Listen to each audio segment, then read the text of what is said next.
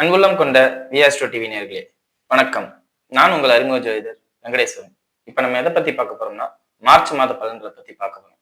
பலன்களை பத்தி பார்க்கறதுக்கு முன்னாடி எந்தெந்த கிரகங்கள் எங்கே இருக்கு, எப்பப்ப பயிற்சி ஆகுது, அதே மாதிரி இந்த காலகட்டத்துல குரு பகவான் வக்ர நிவர்த்தி ஆகிறார். அந்த வக்ர நிவர்த்தி எந்த மாதிரியான பலன்களை கொடுக்கும் அப்படிங்கிறத ஃபுல்லா பார்ப்போம் வாங்க. முதல்ல சூரிய பகவானானவர் கும்பராசியில இருக்கார். சூரியன் மட்டும் இல்லைங்க, ராகு, சுக்கிரன், புதன், செவ்வாய் இவங்க 5 பேருமே கும்பராசியில தான் இருக்காங்க. மே மாசம் 1ஆம் தேதி மதியம் 12 மணிக்கு மேல சுக்கிர பகவான் பயிற்சியாகி மீனத்துக்குள்ள போறார். அதாவது உச்ச நிலை அடைகிறார். இந்த பயிற்சிகள்ல இந்த மார்ச் மாசம் நடக்கிற ஒரே ஒரு வித்தியாசம்னு பார்த்தா சுக்கிரன் மட்டும்தான் இருக்கிற இடத்தை விட்டு மாறுறாரு. அடுத்தது மார்ச் 14ஆம் தேதிக்கு அப்புறம் சூரிய பகவானானவர் கும்பத்துல இருந்து மீனத்துக்கு பயிற்சி ஆகிறார். சரிங்களா? அதே மாதிரி குரு பகவான் வக்ரமாயி மிதுனத்துல இருக்காரு. மார்ச் 11ஆம் தேதிக்கு அப்புறம் வக்ர நிவர்த்தி ஆகிறார். சரிங்களா? அதே மாதிரி மார்ச் 14ஆம் தேதிக்கு அப்புறம் புதன் பகவான் வக்ர நிவர்த்தி அடைகிறார்.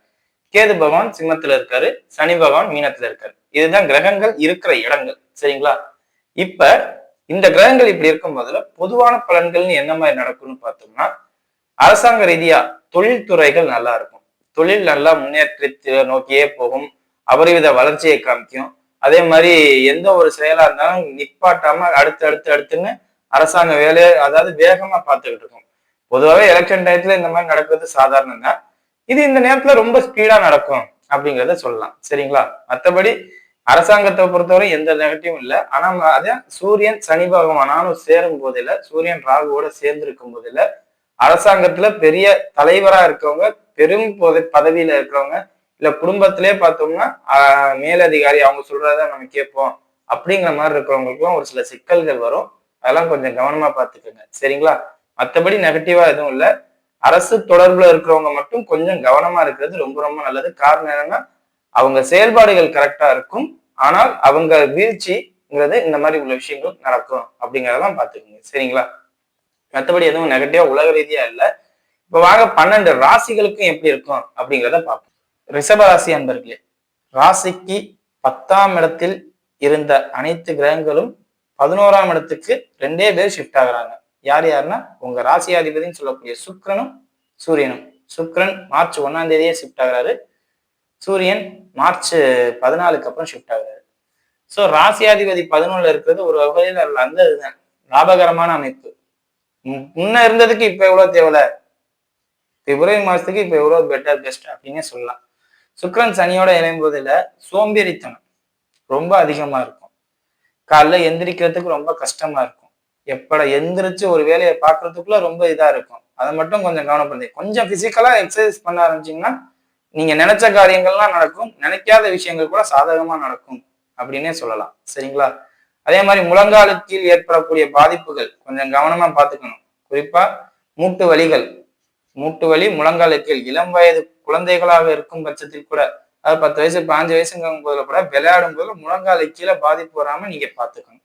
ஏன்னா ராசியாதிபதி உச்ச நிலையில சனியோட தொடர்பு கொள்ளும் போதுல இந்த அமைப்புகள் வரும். அதுவும் இல்லாம ராசிக்கு 9ஆம் இடத்தில் 10ஆம் இடத்தில் ராகு இருக்கிறது கணுக்கால் பகுதிகளில் பிரச்சனையை ஏற்படுத்தும் அப்படிங்கிறது. அதாவது முழங்கால் கீழன்னு நான் சொல்றேன். முழங்கால் கீழேன்னா கணுக்கால் பகுதிகள் அப்படின்னு கூட எடுத்துக்கணும். ஸோ அதை மட்டும் கொஞ்சம் கவனமா பார்த்துக்கிறது ரொம்ப ரொம்ப நல்லது. சரிங்களா? அதே மாதிரி வயது பெண்களாக இருக்கும் பட்சத்தில் உச்ச சுக்கிரன் சனியோட இணைகிறார். அப்ப பீரியட் சம்பந்தப்பட்ட ப்ராப்ளங்கள் நிச்சயம் வரும். அப்படிங்கும் போதுல அதை கொஞ்சம் கவனமா பார்த்துக்கிறது நல்லது. வேணா சிம்பிளா நினைச்சு விட்டுருவீங்க, அதுவே பின்னாடி பெரிய ப்ராப்ளமா வரும் அப்படிங்கிறத சொல்லலாம். மாசமா இருக்கிறவங்களுக்கு எல்லாம் நீர்க்கட்டி சம்பந்தப்பட்ட அமைப்பு. காரணம் என்ன? சுக்கிரன்கிறது நீர் கிரகம், உச்சமாகிறது நீர் வீட்டுல, சனியோட தொடர்பு கொள்றதுனால அந்த மாசமா இருக்கிறவங்களுக்கு இந்த காலகட்டத்துல நீர்க்கட்டி சம்பந்தப்பட்ட விஷயங்கள்லாம் வரும். ஸோ அதெல்லாம் கொஞ்சம் கவனமா பார்த்துக்கிறது ரொம்ப ரொம்ப நல்லது அப்படிங்கிறதே சொல்லலாம். சரிங்களா? மற்றபடி தொழில்துறையை பொறுத்தவரை எந்த பாதிப்பும் இருக்காது. ராசியாதிபதி 10ஆம் அதிபதியோட இணைகிறார், 9ஆம் அதிபதியோட இணைகிறார். அப்ப தந்தைக்கும் உங்களுக்கும் இடையே உண்டான வாக்குவாதம் குறையும். தொழில்துறையில மிகப்பெரிய உன்னத நிலையில உயர்ந்த நிலைக்கு அடைவீங்க. அதே மாதிரி லாபத்தை மட்டுமே நோக்கி எல்லா தொழிலும் இயங்கிக்கிட்டு இருக்கும். எந்த நெகட்டிவ் மணி ரிலேட்டடா எந்த ப்ராப்ளம் இருக்காது. உடம்புக்கு பாதிப்பை ஏற்படுத்தும், ஆனா பணம் சம்பந்தப்பட்ட விஷயங்கள்ல எந்த பாதிப்பும் இல்லை. பத்தாவதுக்கு ராசிக்கு 2ஆம் இடத்துல இருக்க குரு பகவான் வக்ர நிவர்த்தி அடைகிறார். அப்படிங்கும்போது ரொம்ப நாளா வெயிட் பண்ணிக்கிட்டு இருந்த பணம் மார்ச் 11க்கு அப்புறம் வரும். ரொம்ப நாளா வெயிட் பண்ணிட்டு இருந்திருப்பீங்க. பணம் வருமா வராதா, நம்பி கொடுத்துட்டோமே, எதுவும் பிரச்சனை இல்லாம இருக்குமா அப்படின்லாம் நிறைய யோசனை இருந்திருக்கும். அந்த யோசனைக்கெல்லாம் பதில் சொல்ற மாதிரி இந்த காலகட்டம் மார்ச் 11க்கு பின் நடக்கும் அப்படிங்கிறத சொல்லலாம். சரிங்களா? வழக்கு சம்பந்தப்பட்ட அமைப்புகள்ல நிச்சயம் வெற்றி கிடைக்கும். காரணம் என்ன, குரு வக்ர நிவர்த்தி ஆகிட்டாருன்னா அந்த வழக்கு சம்பந்தப்பட்ட விஷயங்கள்லாம் சாதகமா மாறிடும். ஏன்னா 8ஆம் இடத்தை நேரடியா தொடர்பு கொள்றாரு. சோ அது எல்லாமே பிளஸ்ஸா இருக்கும் அப்படிங்கிறத சொல்லலாம். வெளிநாட்டுக்கு போறவங்க, இந்த காலகட்டத்துல வெளியில இருக்கிறவங்க, வெளிநாட்டுக்கு போகணும்னு நினைக்கிறவங்க கொஞ்சம் கவனமா இருங்க. ஏன்னா ராசியாதிபதியோட சனி சேர்றார், ராகு கூட அனைத்து கிரகங்களும் சேர்ந்திருக்கார். அப்ப எல்லா வேலையும் நீ பாரு, அப்போ உனக்கு நான் வேலை தரேன் அப்படிம்பாங்க. அதாவது ஒரு ஹோட்டல்னா மாஸ்டர், புரோட்டா மாஸ்டரா நீ இரு, காய்கறி நறுக்கு, சப்ளை பண்ணு, டேபிள் தொட, இன்னும் என்னென்ன கூட்டு, கோட்டலை கூட்டு, என்னென்ன வேலை இருக்கோ அனைத்து வேலையும் உங்க தலையில கட்டுவாங்க. காரணம் என்ன, சுக்கிரனோட சனி சேர்ந்தாவே எல்லா வேலையும் நம்ம பார்க்கணும். 10ஆம் இடத்துல ராகு இருக்கும் போதுல, அனைத்து கிரகங்களும் சேரும் போதுல கல்லாப்பட்டியில உட்கார்றது இருந்து கீழே கூட்டுற வேற வரைக்கும் என்னென்ன வேலையெல்லாம் இருக்கும் அனைத்து வேலையும் நீ பாருப்பாங்க. சோ எல்லாத்துக்கும் தயாரா இருங்க. வெளிநாட்டுல இருக்கிறவங்க இந்த காலகட்டத்தில் உழைக்க தவறாதீங்க. உழைக்க தவறுனீங்கன்னா வெளிநாட்டுல வேலை பார்க்க முடியாத அளவுக்கு சூழ்நிலை வந்துடும் அப்படிங்கிற அமைப்பு இருக்கு. சரிங்களா? மற்றபடி எந்த நெகட்டிவும் இல்லை. வாங்க நட்சத்திர ரீதியான பலன்களை பார்ப்போம். கார்த்திகை நட்சத்திரக்காரர்கள், கார்த்திகை நட்சத்திரக்காரர்களை பொறுத்தவரை நட்சத்திராதிபதி சூரியன் ராகு சனி 2 பேரோடையும் இணைய போறாரு இந்த மாசத்துல. 14 வரை ராகுவோட இருப்பார், 14க்கு அப்புறம் சனியோட இருப்பார். ராசியாதிபதி உச்சமானதுமே சனியோட தொடர்பு கொண்டுதான் இருக்காரு. அப்ப இது எந்த மாதிரி அமைப்பு கொடுக்கும்? தந்தையிடம் வாக்குவாதம், தந்தையிடம் சண்டை, இல்ல தந்தை சம்பந்தப்பட்ட அமைப்புகளால் உங்கள் பாதிப்பு. அதாவது தந்தை கடன் வாங்கி வச்சுட்டு போயிட்டாரு, அதை நீங்க கட்டணும் அப்படிங்கிற ஒரு தன்மைக்கு மாறிடும். பொறுப்புகள் அனைத்தும் உங்க தலையில வருது, தந்தையோட பொறுப்புகள் அனைத்தும் உங்க கைக்கு வருது, தந்தைக்கு உடல்நல பாதிப்பு ஏற்படுறது. சோ இதெல்லாம் கொஞ்சம் கவனமா பார்த்துக்கணும். ஏன்னா அந்த 9ஆம் அதிபதி அப்படின்னு சொல்லக்கூடிய சனியோட சூரியன் சேரும் போதுல தந்தைக்கு பாதிப்பு ஏற்படும். அதோட சுக்கிரனும் ராசியாதிபதியும் இருக்கும் போதுல எல்லாமே அந்த உங்க கண்ட்ரோல்ல எல்லாம், நம்ம கண்ட்ரோல்ல எல்லாம் வருதுமே, ரெஸ்பான்சிபிலிட்டிஸ் நம்ம கைக்கு வந்துருச்சுன்னு அர்த்தம். ஸோ கார்த்திகை நட்சத்திரக்காரர் தந்தையின் உடல் நலத்துல கவனமா இருங்க. அவங்கள்ட்ட தேவையில்லாத சண்டை வாக்குவாதம் போட்டுக்காதீங்க அப்படிங்கிறத சொல்லலாம். சரிங்களா? அதே மாதிரி மேலதிகாரிகளிடம் தேவையில்லாத வாக்குவாதம் வச்சுக்கவே வேண்டாம். அவங்க உங்களுக்கு தூக்கி விட்டாலும் சரி, தூக்கி பள்ளத்துல போட்டு குத்துனாலும் சரி, சிரிச்சு பேசுறாங்கிறதுக்காண்டி மேலதிகாரிகள்கிட்ட ஓவர் அட்வான்டேஜ் எடுத்துக்காதீங்க. எடுத்துக்கிட்டா கண்டிப்பா இதை அப்படியே ஞாபகம் வச்சுக்கிட்டு என்னைக்காவது திருப்பி கொடுக்குறேங்கிற பேர்ல உங்களுக்கு கிடைக்க வேண்டியதை கொடுக்காம போயிடுவாங்க. ஸோ ரொம்ப ரொம்ப கவனத்துடனும் எச்சரிக்கையுடனும் மேலதிகாரிகளிடம் இருங்க அப்படிங்கிறத சொல்லலாம். சரிங்களா? இதயம் சம்பந்தப்பட்ட பலவீனம் இருப்பவர்கள் கொஞ்சம் இதயத்தை பார்த்துக்கிறது ரொம்ப ரொம்ப நல்லது. அதே மாதிரி வலதுகண் சம்பந்தப்பட்ட அமைப்புகள்ல உடல்நல பாதிப்புகள் கொஞ்சம் கவனமா பார்த்துக்கிறது நல்லது. ஏன் நெகட்டிவாவே சொல்றேன்னா, நட்சத்திராதிபதி ராசியாதிபதி 2 பேருமே சனி ராகுவோட இணையறதுனால இந்த அமைப்புகளை ஓப்பனா பேசிடுறது, உடம்புக்கு முக்கியத்துவங்க கொடுங்க அப்படிங்கிற அமைப்பைத்தான் பேசணும். மற்றபடி மற்ற விஷயங்கள்லாம் கிடைக்கும், ப்ராப்ளமே இருக்காது. வேணா ராசியாதிபதி உச்சம், உடம்ப நீங்க தானே பார்த்துக்கணும், அதை கவனம் பண்ணிக்கோங்க. சரிங்களா? அடுத்தது ரோஹிணி நட்சத்திரக்காரர்கள். ரோஹிணி நட்சத்திரக்காரர்களை பொறுத்தவரையும் வெளிநாட்டு பயணம், ஊரை விட்டு வெளியில போறது, ஏதேனும் வழக்கு சம்பந்தப்பட்ட அமைப்புகள்ல நீங்களா வாலண்டியரா போட்டு மாட்டிக்கிறது, வண்டி வாகனத்துல ரொம்ப ரொம்ப எச்சரிக்கையா இருக்கணும். இது அனைத்துக்கும் காரணம் ராசியாதிபதினு சொல்லக்கூடிய சுக்கிரன் உச்ச நிலையில சனியோட தொடர்பு கொள்றது. அதாவது சந்திரன்கிறது 2 தன்மை உடைய கிரகம், பூரண ஒளி பூரண இருட்டு. சோ பூரண ஒளியோட சுக்கிரன் குருவோட சேரும் போது சந்திரன் ரோஹிணி நட்சத்திரத்துல நல்ல ஆகாவோகம் ஃபுல்லா பில்டப் பண்ணியே சொல்லலாம். ஆனா சுக்கிரன் சனியோடையோ ராகுவோடய நம்ம ரோஹிணிய பில்டப் பண்ண முடியாது. அமாவாசைக்கு உண்டான வேலையை பார்க்கணும்ல. சோ அந்த அடிப்படையில உங்களுக்கு எல்லாமே மன உளைச்சல், தேவையில்லாத விஷயங்கள், கஷ்டப்படுறது, இந்த மாதிரி விஷயங்கள் நிறைய நடக்கும். சோ அதெல்லாம் பொருட்படுத்தாம அமைதியா இருங்க. குறிப்பா பெரும் பணம் செலவு பண்றது, தந்தைக்கும் உங்களுக்கும் வாக்குவாதம் ஏற்படுறது, தந்தையால் நான் தான் எனக்கு எல்லாம் தெரியும் அப்படின்னு ஓவரா ரொம்ப சவுண்டு கொடுத்து பேசுறது, சரிங்களா? அதெல்லாம் கொஞ்சம் குறைச்சிக்கிறது ரொம்ப ரொம்ப நல்லது. சரிங்களா? வருமானம் இந்த நேரத்துல முடங்கும்.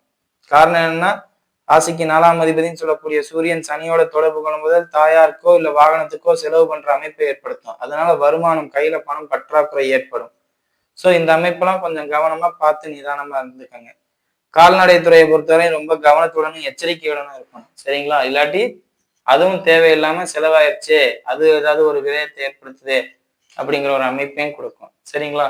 மற்றபடி எதுவும் நெகட்டிவ் இல்லை. அதாவது இந்த மார்ச் மாசம் உங்களுக்கு என்ன மார்க்குன்னு அப்படின்னு சொன்னா 50% நல்லா இருக்கும். வருது செலவாயிருச்சு அப்படிங்கிற மாதிரி இருக்கும். கடனாளி ஆயிட்டேன்னு கேட்டா இல்ல. அதுக்காண்டி கடன் கொடுத்து நான் பெரிய ஆளானேன்னா அதுவும் இல்லை. அதாவது வரதுக்கும் போறதுக்கும் வரவுக்கும் செலவுக்கும் சரியா இருக்கு அப்படிங்கிற ஒரு தன்மையை தான் கொடுக்குமே ஒழிய பெரிய லெவல்ல மாற்றம் கொடுக்காது. ஆனா மன உளைச்சல்கள்ங்கிறது இருக்கும்ல. தந்தையுடன் வாக்குவாதம், நண்பர்களிடையே வாக்குவாதம், மனைவியுடன் வாக்குவாதம், இதெல்லாம் கொஞ்சம் பார்த்து பொறுமையா இருந்துட்டீங்கன்னா நல்லது. சரிங்களா? மற்றபடி எந்த நெகட்டிவ் இல்லை. அடுத்தது மிருகசீரிச நட்சத்திரக்காரர்கள். நட்சத்திராதிபதி ராகுவோட இணைகிறார், ராசியாதிபதி சனியோட இணைகிறார். என்னை விட்டா ஆள் இல்லைன்னு நீங்க பேச ஆரம்பிச்சிருவீங்க. எங்க இருந்தாலும் எந்த இடத்துல இருந்தாலும் இந்த ஆணவம்னு சொல்லுவாங்கல்ல, அது இந்த நேரத்துல உங்களுக்கு தலைக்கு மேல இருக்கும். என்னை விட்டா ஆள் இல்லை, என்னோட பெரிய ஆள் இல்லை, நான் தான் இந்த உலகத்திலே இருக்கேன். அதே மாதிரி இந்த சின்னதா காயம்பட்டா கூட என்னோட கஷ்டப்படுறவ யாரும் இல்லை. அந்த மாதிரி தன்னை பற்றியே பெருமையை பேசுவீங்க. வேணா ராசியாதிபதி சனியோட, நட்சத்திராதிபதி ராகு. உங்களை பத்தியே நீங்களே பெருமையா பேசிக்கிட்டு பெருமையா பண்ணிக்கிட்டு உங்களுக்கு கிடைக்க வேண்டியதை நீங்களே கெடுத்துக்குவீங்க. அந்த அமைப்பு. அதாவது ஒருத்தர் உங்களுக்கு 10 ரூபா கொண்டு வந்து கொடுக்குறாருன்னா அது நீங்க அவ வாயை திறக்காம இருந்தாலே கொடுத்துருவாங்க. நான் கஷ்டப்படுறேன்னு சொன்னா 10 ரூபாய்க்கு 11 ரூபாயா கொடுங்க. நான் நல்லா இருக்கேன், நான் ஏன் கஷ்டப்படுறேன், நான் எப்படி அப்படின்னு பில்டப் நீங்க பண்ணிக்கிட்டாவே யாரும் கொடுக்க மாட்டாங்க. இது யதார்த்தமான உண்மை. இந்த யதார்த்தமான உண்மையத்தான் நீங்க பண்ண போறீங்க. உங்களால பல பேர் குடும்ப வாழ்க்கை கெடும். ஓப்பனாவே சொல்றேன். தேவையில்லாததெல்லாம் பேசுவீங்க, தேவையில்லாததெல்லாம் பண்ணுவீங்க. பல குடும்பத்தை பிரிச்சு, அதாவது ஃப்ரெண்டோட வீட்டுல போய் குடும்ப உண்மையை பேசுறேங்கிற பேர்ல குடும்பத்தை பிரிச்சு வச்சுட்டு வருவாங்க ஒரு சிலர்லாம். அதெல்லாம் இந்த காலகட்டத்துல நீங்க தான்.